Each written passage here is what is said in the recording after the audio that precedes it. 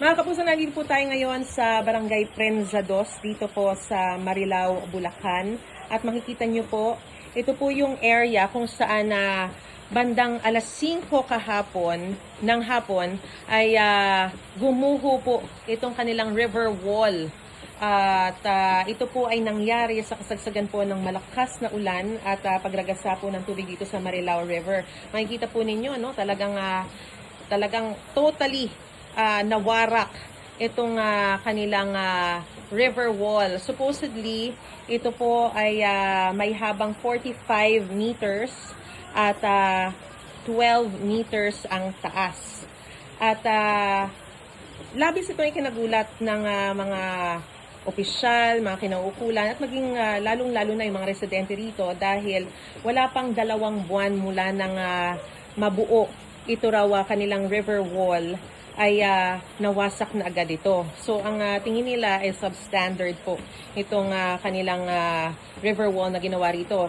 Ang totoo po niyan, labis po silang natuwa na meron na silang river wall dahil nakakatakot daw po talaga dito pag tumataas yung tubig dito sa Marilao River ay talagang nangangamba sila na pag umapaw daw po ito, baka mamaya matangay sila. Yung mga tahanan po rito, nasa tabi lamang po ng ilog at yung tubig daw dito tumataas ng sobrang taas hanggang dun sa nakikita ninyong tinuturo kong bahagi na yon. So halos sa level na po yan ng mga tahanan dito sa kanilang lugar. So ipinagpapasalamat nila yung pagkakagawa nitong river wall na to, pero nung nangyari ito, syempre labis daw po silang nadismaya dahil ang tingin nila ay substandard nga raw po ang ginamit ng mga materialis dito. Kung titignan daw nga po kasi yung mga bakal parang ang ninipis, tapos yung semento parang hindi rin daw ganun kakapal. Pero ayon sa contractor po, nitong naturang river wall po na ito, hindi raw po ito substandard dahil sinunod daw po nila yung mga measurements, yung mga kapal ng bakal at ng semento na nakalagay sa program of works na sa pakikipag-ugnayan nila sa lokal na pamahalaan.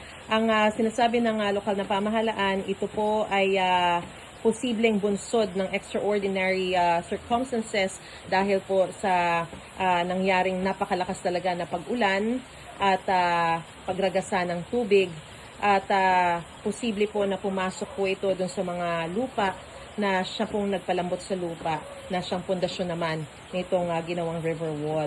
Nangako po ang contractor na gagawin agad nila ito sa lalong madaling panahon, oras na makagawa na po ng bagong program of works ang lokal na pamahalaan na kanilang susundin at wala raw po itong cost sa gobyerno.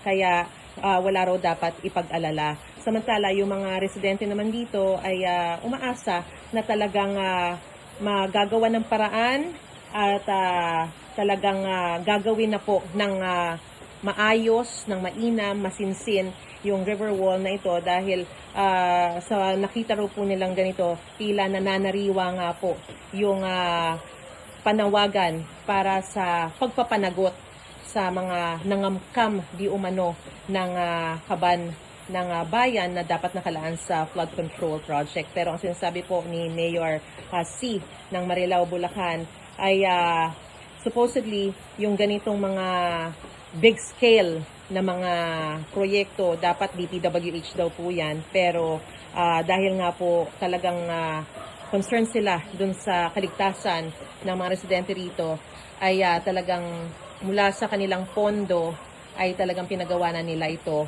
at pilit na pinagkasya yung pondo na meron sila, yung 5 million pesos para po sa pagpapagawa nitong river wall na ito. So yan muna ang latest na sitwasyon. Sa ngayon po ay tuloy-tuloy pa rin po yung pag-ulan pero hindi na po ganoon kataas at hindi na po ganoon kabilis yung pag-agos ng tubig dito sa Marilao River.